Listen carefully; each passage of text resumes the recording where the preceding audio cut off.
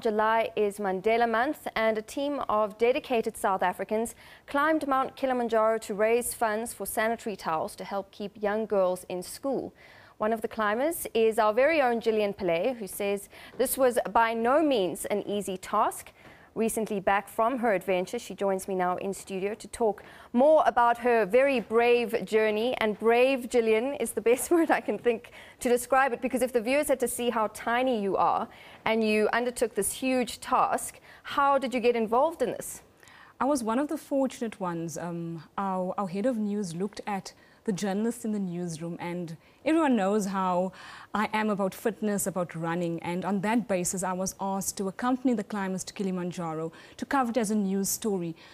That means following them all the way up to the summit point, which is the highest point in Africa, Uhuru Peak, and that's how myself and Tumelo, the camera person from Kimberley, was able to bring you those stories that you saw during the course of last week.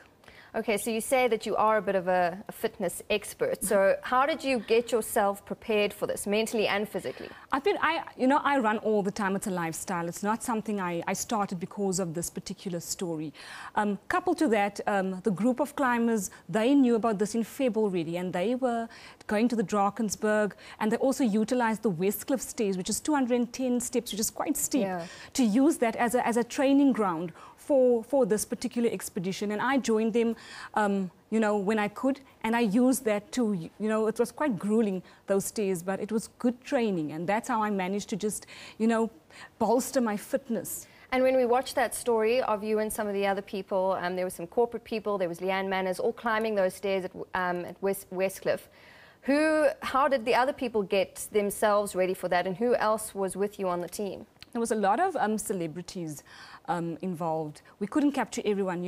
Jack from Isidingo, better known as Rajesh, Pat Pillay, Penny from ETV, quite a few celebrities, but largely made up of individuals from the corporate sector.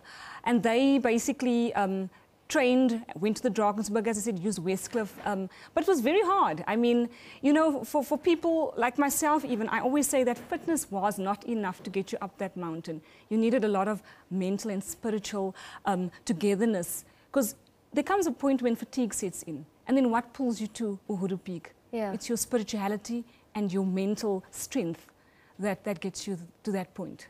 Well, has it changed you?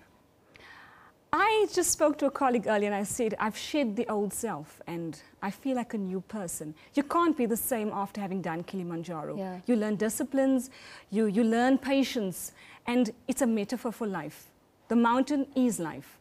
The way you look at life, the struggle that you go through, digging your feet in, putting one foot before the other, and you can never be the same after, giving up, crying on that mountain, turning to God in that dark moment, that low moment, but then eventually getting out to that point. When we were chatting earlier in the newsroom, you were going on about how terrible it was, how difficult it was. At one point, you had to have somebody carry you on their back. And so I want to know, would you ever do it again?